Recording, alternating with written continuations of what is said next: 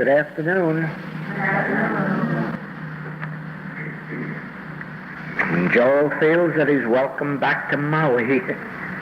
He welcomes himself.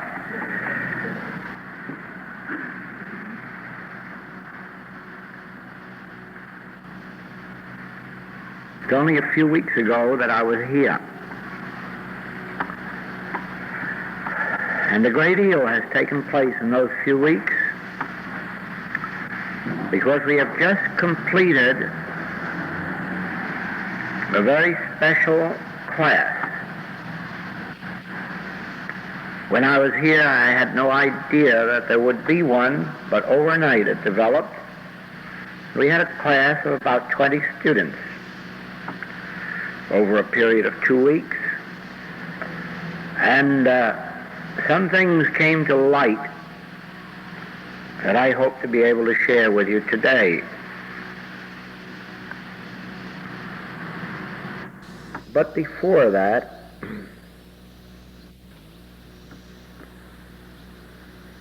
I'm given this.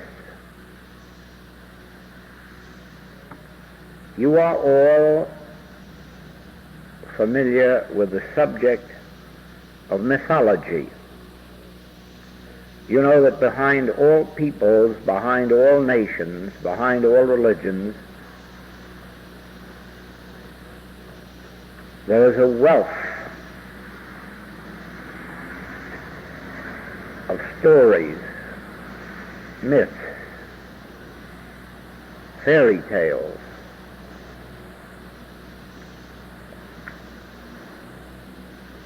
Some nations are more blessed with this than others. Some geographical places are more blessed with this than others that are very near to them. And there is always a reason for this. For instance, Hawaii, the Hawaiian Islands, abounds in mythological lore. But above all of it, Maui has more, perhaps, than all of the other islands put together. And there was a time when these stories, myths, would have been called relics of paganism. And today we know that the opposite of that is true, that they are the direct result of deep spiritual wisdom. It seems strange that spiritual wisdom can be located geographically, but it is nevertheless true that there is more of the spiritual vision and the effects of spiritual vision in some places than in others. I'm thinking at this moment of an incident that took place in or outside of Palm Springs in California. I was driving in from the desert to Los Angeles and stopped for gas, and a man came over and asked if I would drive him into Los Angeles, and a very well-dressed man. And I said yes, and he got in the car and we drove off.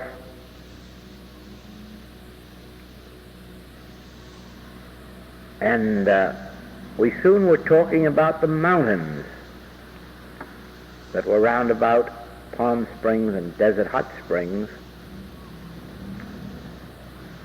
And he said, yes, it is good to talk to someone who has felt those mountains,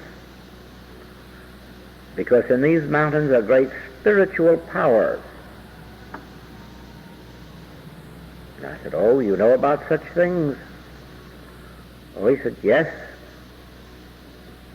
I'm an engineer and an archaeologist, and I spend much of my life in mountains, and I know the secrets of these mountains and the spiritual nature that is found here. And he says, sometimes, I feel sorry and very sad for what some of our California citizens are doing in this neighborhood, for they have a sad awakening coming to them someday, and many of them will meet sad fates, because every dissipation that takes place in Palm Springs and in this neighborhood will be paid for with their very life's blood, because you cannot do those things in spiritual surroundings without a repercussion. And of course, things have changed since then. So it is that there are places on earth which have brought down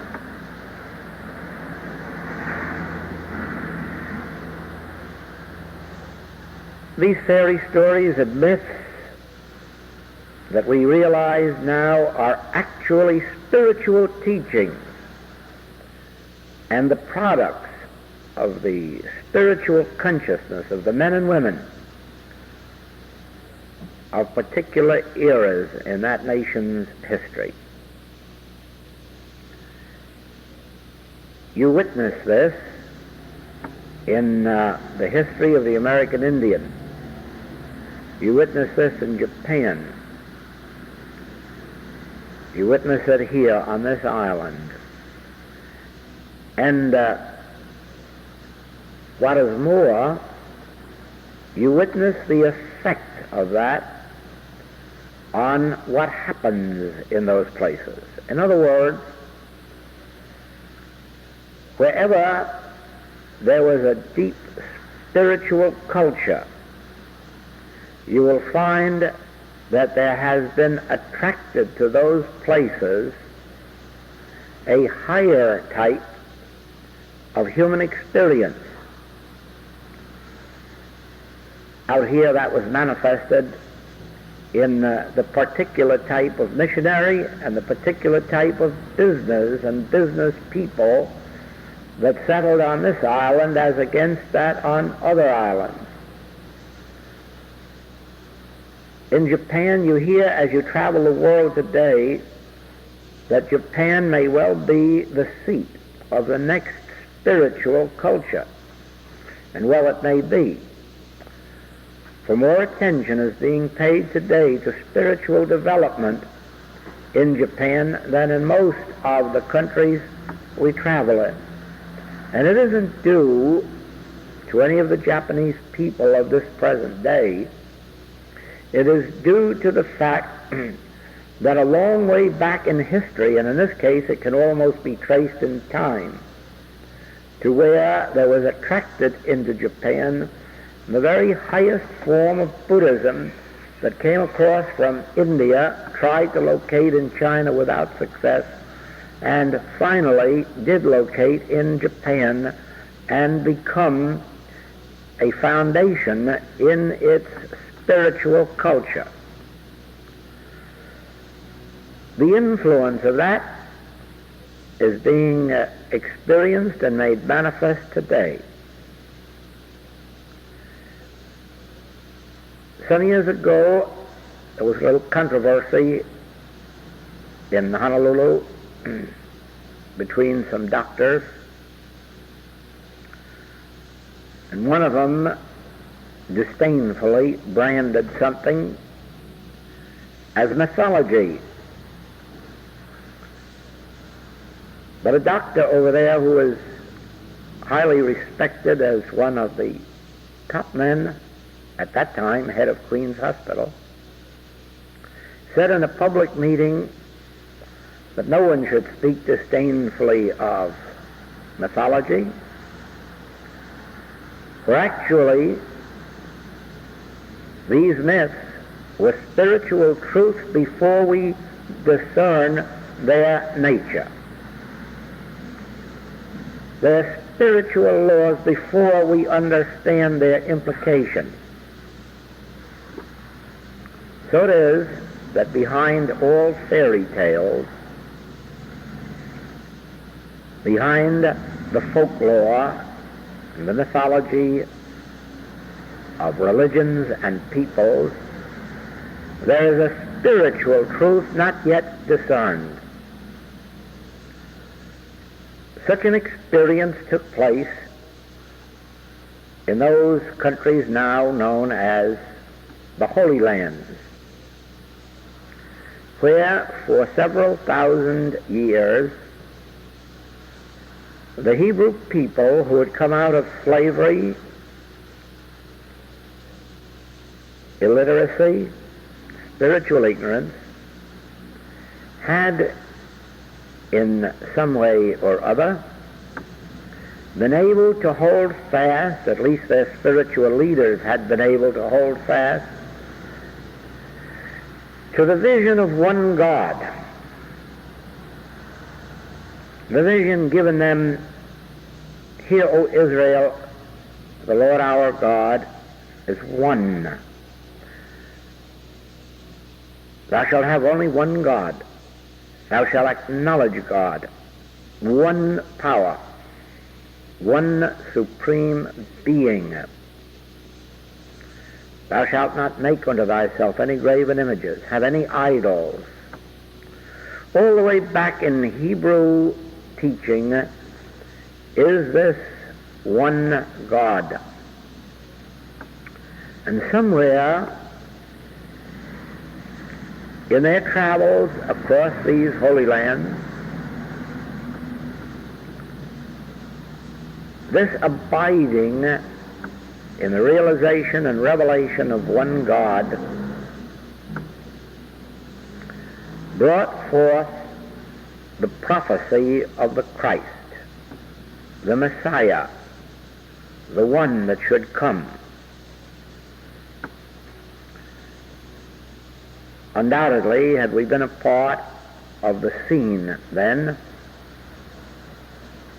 we either would have been counted among those who, without any outward reason, were convinced of the coming of the Messiah, who built their entire lives, taught their children the religious conviction of one that should come, and one that should come and deliver from slavery, from ignorance, from sin, from disease, from all discordant conditions. You would be surprised how much of that was considered mythology, how much of it was considered paganistic, superstitious beliefs, and all because you couldn't see, hear, taste, touch, or smell anything that looked like the Christ, the Messiah, the spiritual He that should come. But you see, hundreds upon hundreds of years of consecration to that faith in the invisible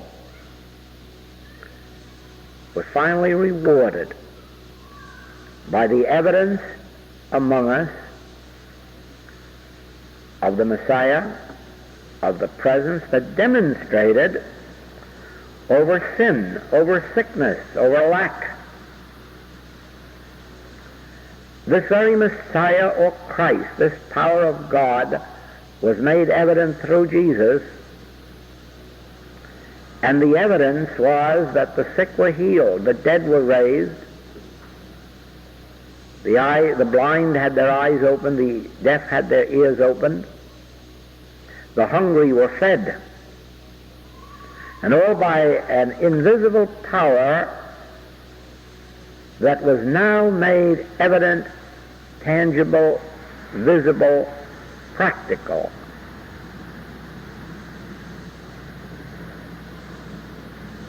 All of a sudden, that which had been the belief of ignorant Hebrews, so-called by the intellectuals, all of a sudden, that which had been nothing more than folklore, tales of ancient Jewish family stories, now became a living reality walking the earth, evident to all who had spiritual vision. In fact, the results of the appearance on earth of this Messiah, power and presence of God, was so startling in its effect that even though the materialist couldn't behold it, he could so well see its effects and fear it that he instantly began to fight it. And so it was that the materialistic consciousness, that which is called the human mind, began to fight and battle with the Christ, and ultimately sought to crucify it unto death.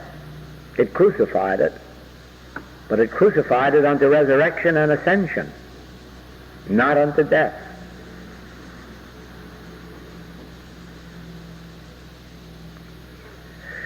"2,000 years later,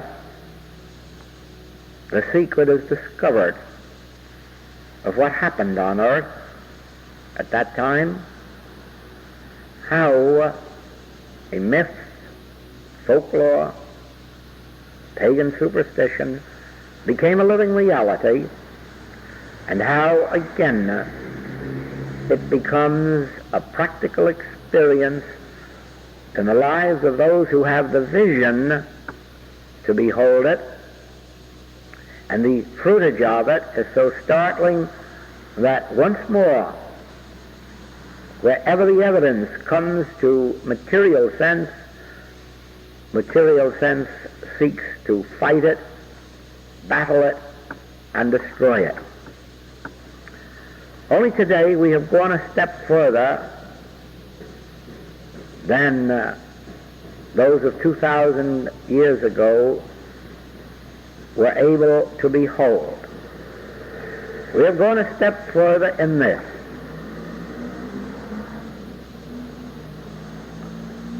that whereas those who caught the first vision of spiritual illumination as regards the Christ in the Holy Lands, whereas they believed that their opposition was coming from the Hebrews of the church and from the government of Rome, whereas they believed that the opposition was from outside of them and from others who did not understand them, today we have a higher revelation. And today we know that whatever opposition to the Christ is experienced by us is taking place within our own consciousness. It may appear to you that you're meeting it from friends or relatives or governments or churches, but don't believe it. Don't believe it. Whatever opposition we are experiencing, if we are experiencing any, to the full development and demonstration of our Christhood is coming from within our own being, from the material side of our own nature. It is very much as Paul said, that he was not really sinning. There was just a sense of sin still operating in him. So we can say that having seen what Paul saw, we know there is a Christ, and we know that Christ is our own true identity. We know that in the invisible The Messiah is our own spiritual consciousness. We know that within us is He that performeth that which is given us to do. We know that Christhood is our true identity. But even while we know that and declare it and attempt to live it, at the very same time there are forces within us that would seek to crucify the development, the expression of that Christhood within us. That is the material side of our own nature, and each one of us has it, whether we are just someone sitting at the feet of Paul or John or Jesus, or whether we have actually attained to the height that Paul had attained when he saw that actually he was beyond all sin himself, and yet a sense of sin operated within him. And so with us, whereas we know that we are spiritual, and whereas we know that there is this true identity which is our own being, and that it governs us and feeds us and sustains us, yet there is a side of us which still looks out on the human scene and finds some of it very good, and seeks to increase some of that very material sense that the Christ in its activity would destroy. For you must remember this: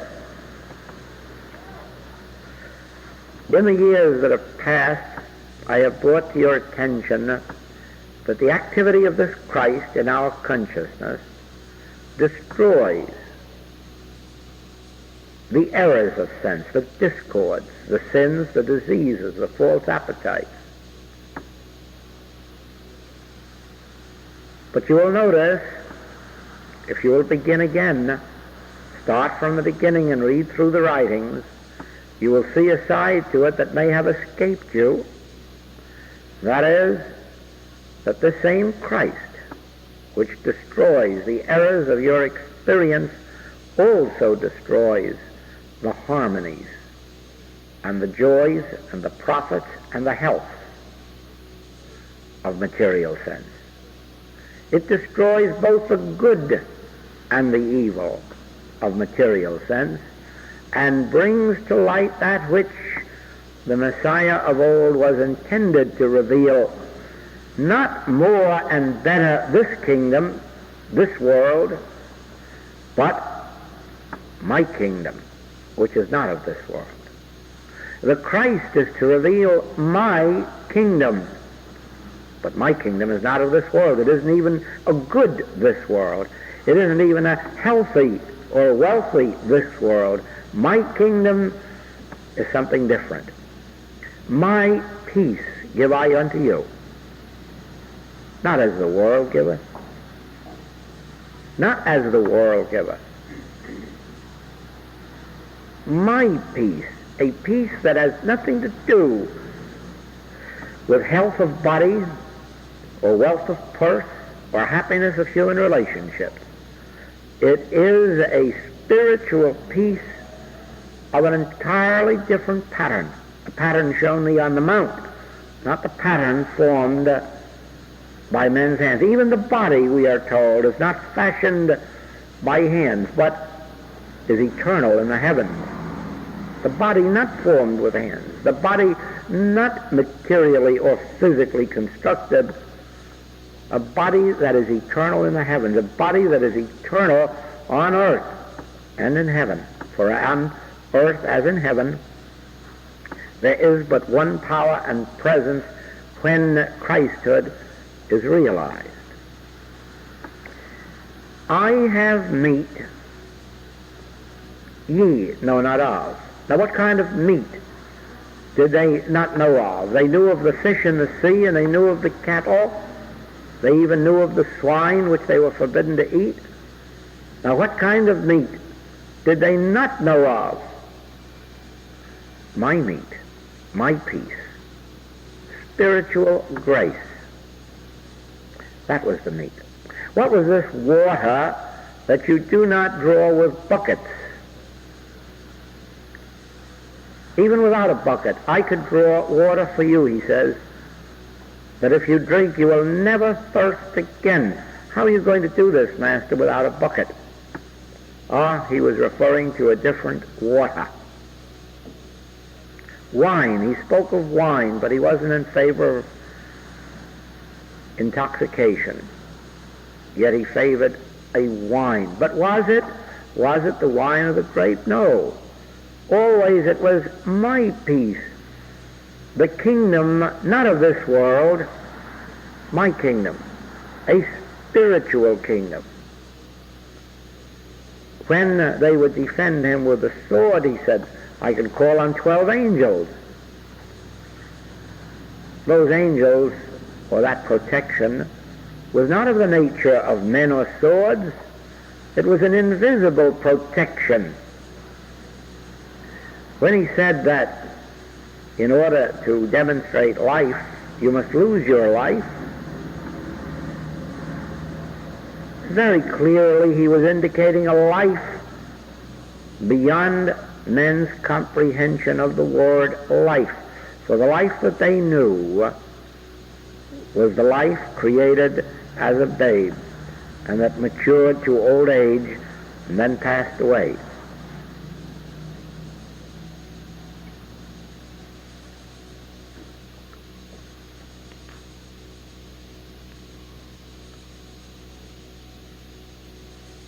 Even Nietzsche told of the Superman, and Jesus told of the Christ man, the Son of God, which you are when you begin to pray for your enemies. Pray for your enemies that ye may be children of God. Ye are children of God, if so be the Spirit of God dwell in you. Behind all of these stories of religion, philosophy, you find the one theme. There is a world behind this world. There is a life behind this life.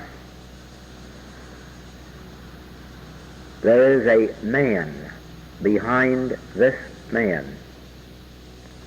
And behind what you see as a visible Joel, or I see as a visible John, Mary, behind that individual, more likely within the consciousness of that individual, is their real selfhood, the divinity of their being, which I am.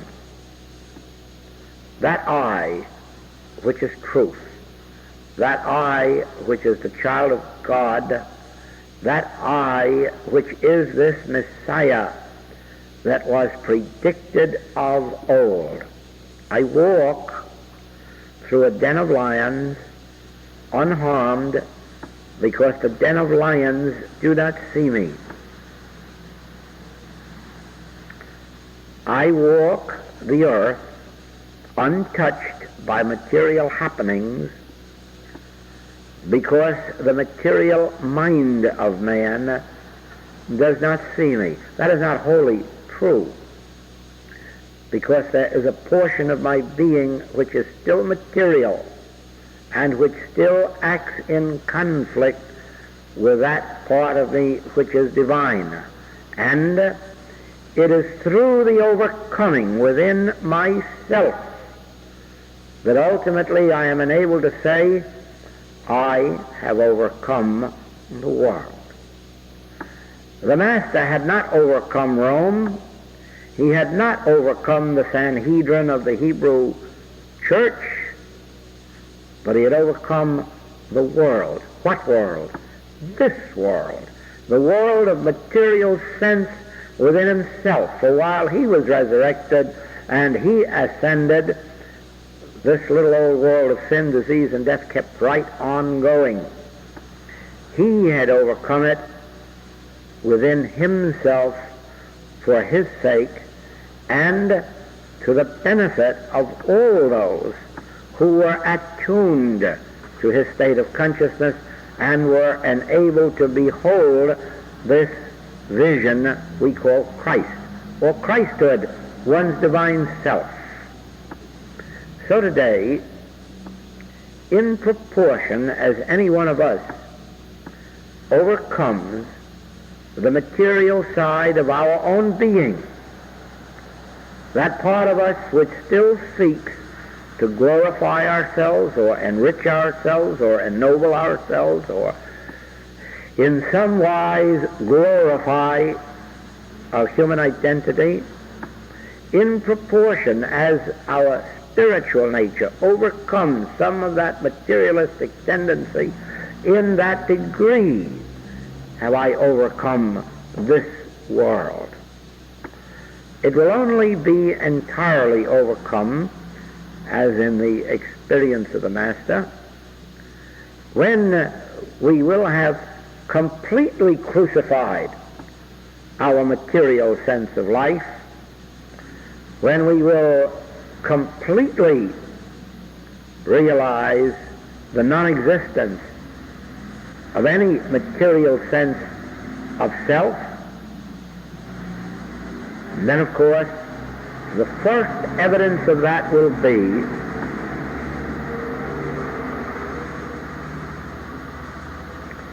a resurrected selfhood. They will say of us, he is a better man or a better woman, a healthier man or a healthier woman, more kindly, more tolerant, more patient, more just. But somewhere they still will see, as we will, the wound marks of our old selfhood. They will still be in evidence.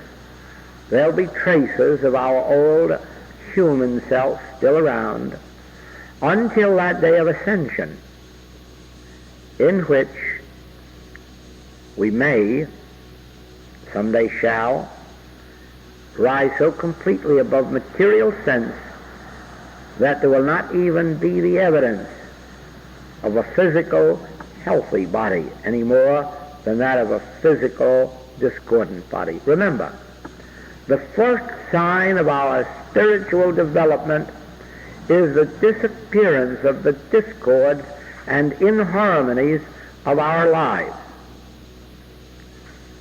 The next and the higher step is the rising above even the material sense of good into the realization of what health, wealth, immortality, what these are when viewed from my kingdom, my peace, my supply, the kingdom of God that is within the consciousness of every individual.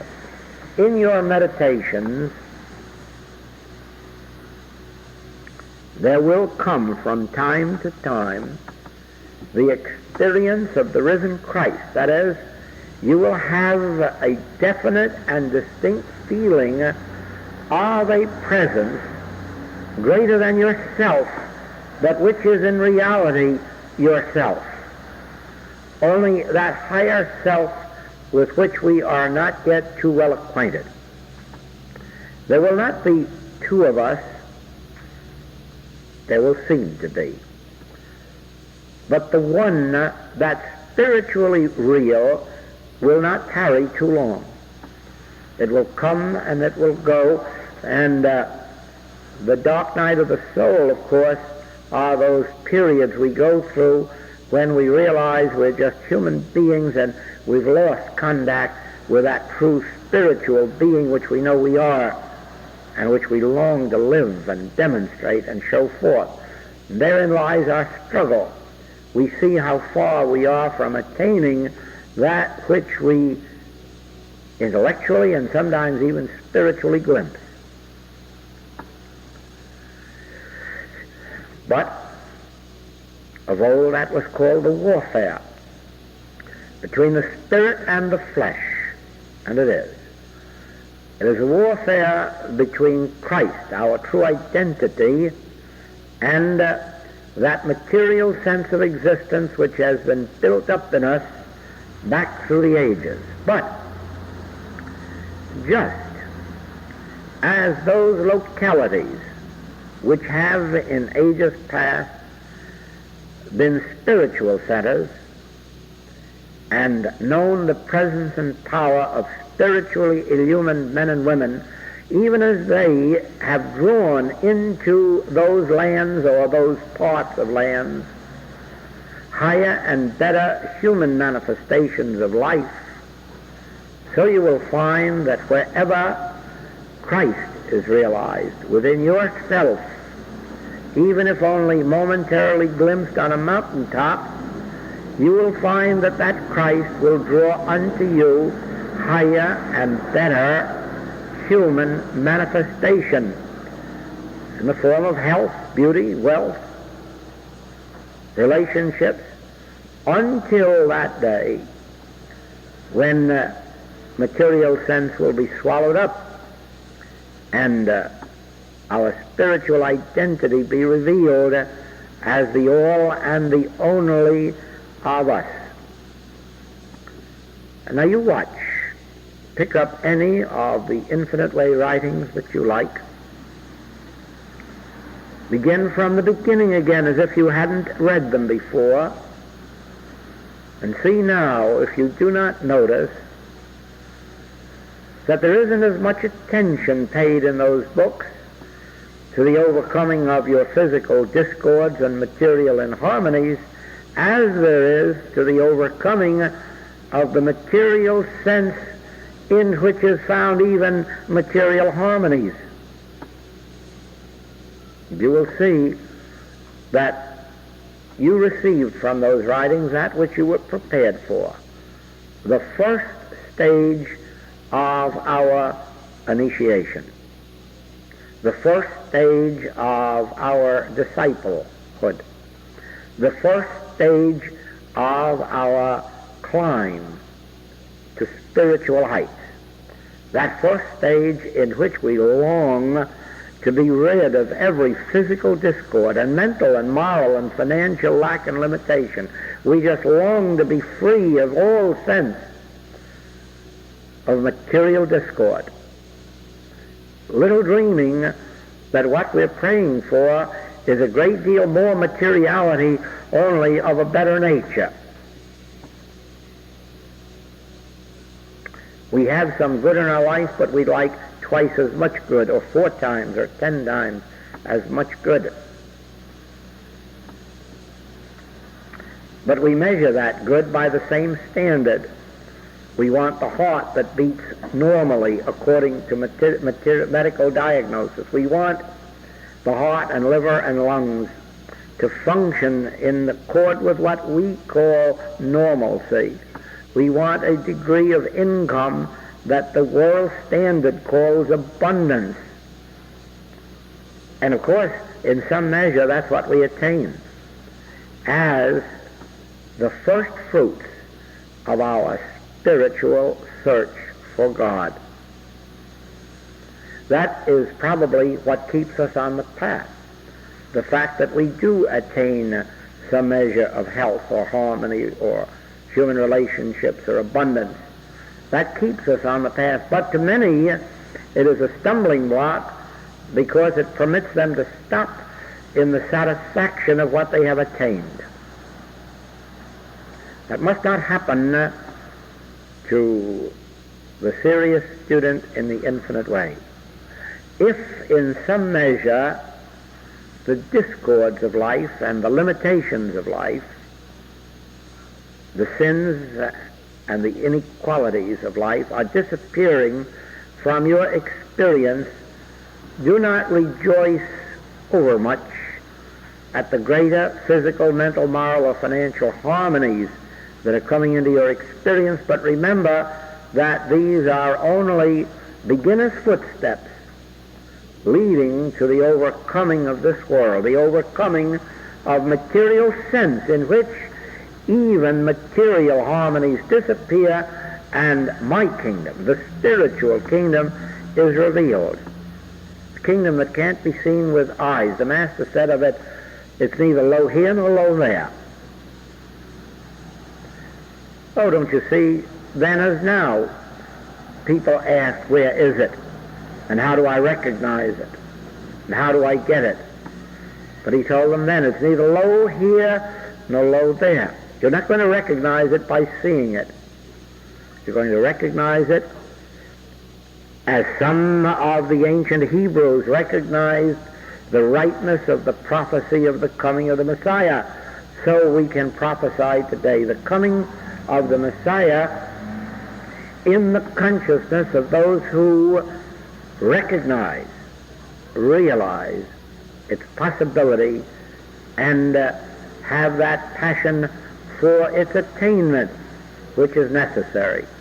And be assured of this, there is as much a passion for it necessary today as in the days when they were willing to suffer imprisonment, being thrown into lions' cages, crucified on the cross, or burned at the stake. The attainment of the Messiah is not a simple task today any more than when the Master said, the way is straight and narrow, and few there be that enter. For ultimately, just as we come now into this Easter season, ultimately everyone must meet within themselves the crucifixion of the material sense of their existence, so that there may be a resurrection and then the ascension. This opposition that we find, in the beginning, we ascribe to others. We believe that others are battling us, or we are apt to believe that if we could live alone or on a mountaintop with our own students, that perhaps the way would be easier, but it isn't, and it wouldn't be. If only a little group like ourselves here were to be over in some isolated part of this island, it wouldn't be long before material sense would begin to divide us. Envy or jealousy or lust or greed or the desire to sit at the right hand of God, some phase of material sense would enter that Eden. You'd find it to be just as materialistic as the world outside. Why? Because in each of us is still some measure of material sense, and it would come to life and do battle with us. And so it is. As a matter of truth, you are alone, and you are separated from the world. Within yourself is a state of aloneness.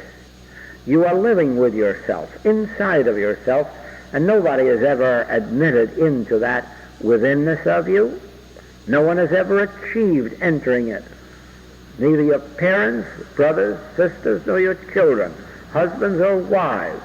There is an area of each one of us that is never penetrated by anyone. That area within ourselves is our true home. And it is in that area where our battles must be fought, where the overcoming must take place. We don't have to overcome people. We don't have to overcome governments. We don't have to overcome ideologies. We have to overcome the material sense that still exists within ourselves, and the degree of the battle, the nature of the battle, is determined by the tenacity of some phase of material sense that exists within us.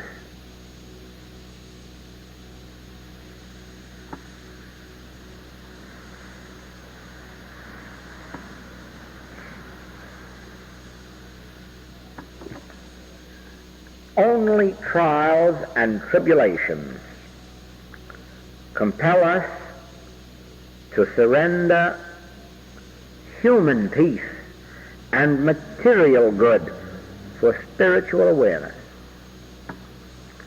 Never be concerned about problems or the depth of them. It seems like a harsh thing to say welcome them, and the more severe the better. But someday everyone has to face the fact that it is only through the severest problems that the highest risings in spirit took place.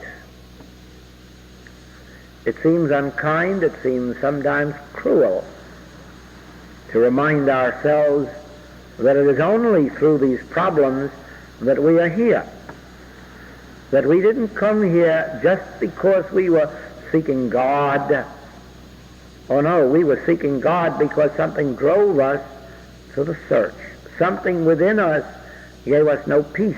And usually that something appeared in our lives as sin or disease or lack or unhappiness of one sort or another.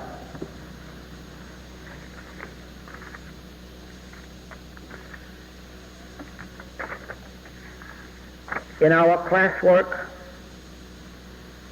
these past weeks,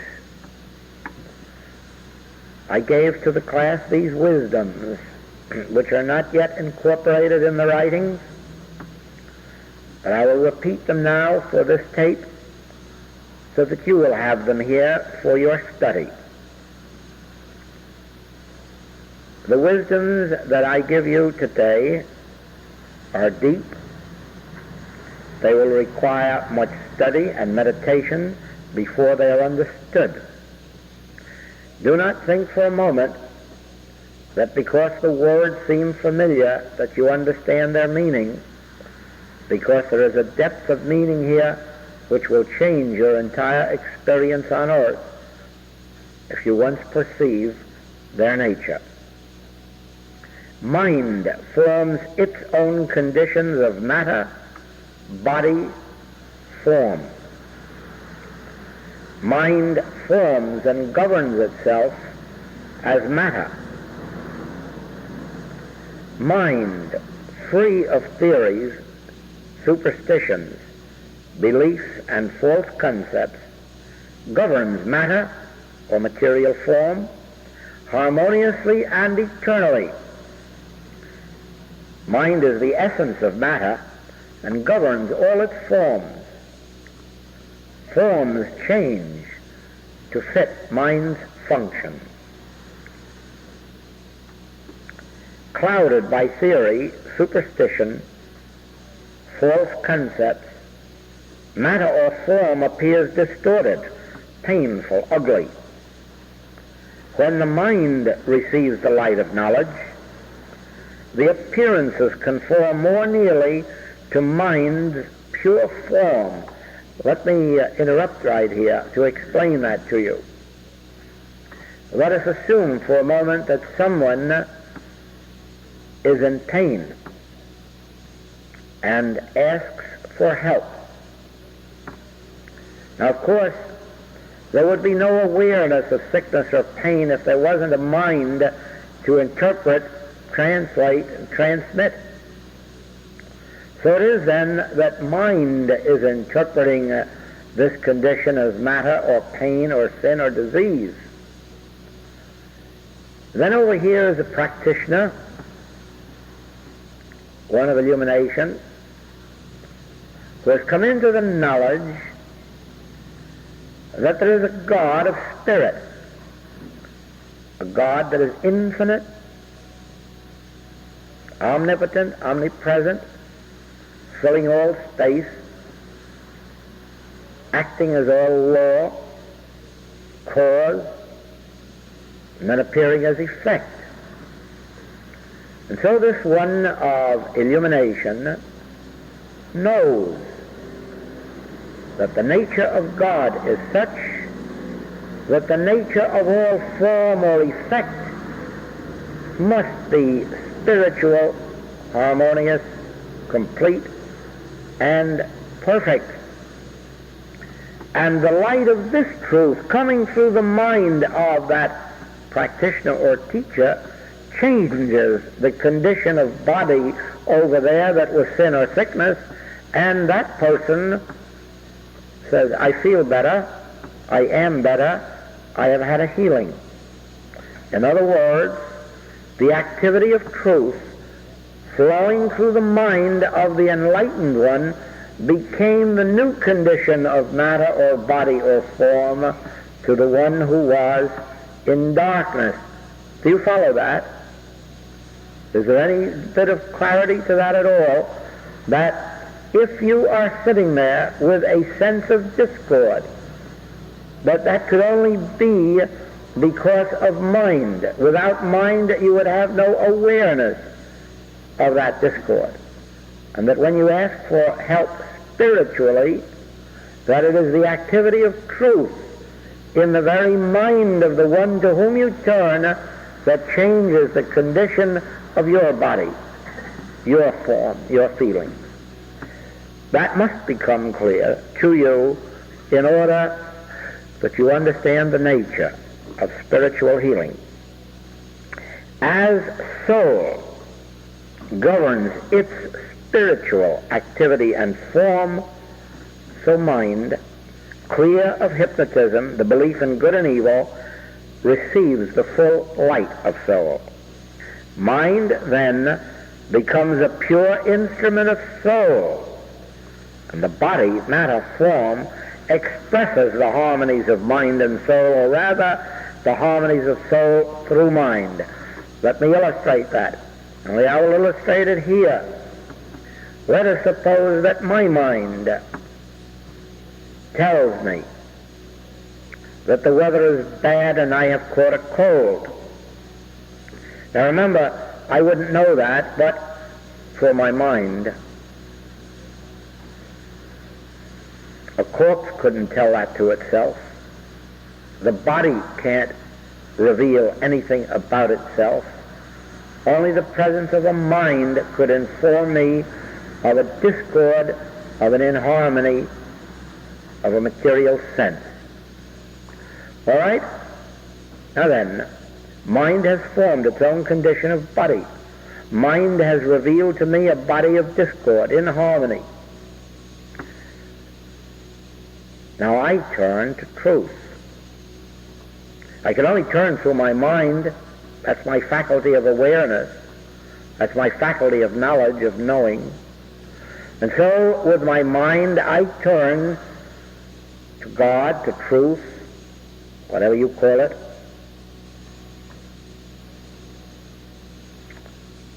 Speak, Lord, thy servant heareth.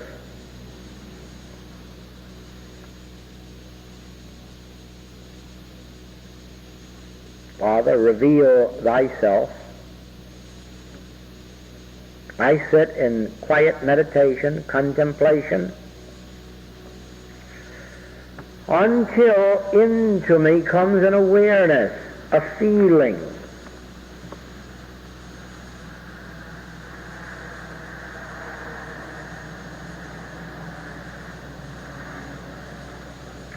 And ultimately, truth begins to flow. It may be a statement of truth, or it may be a feeling of truth.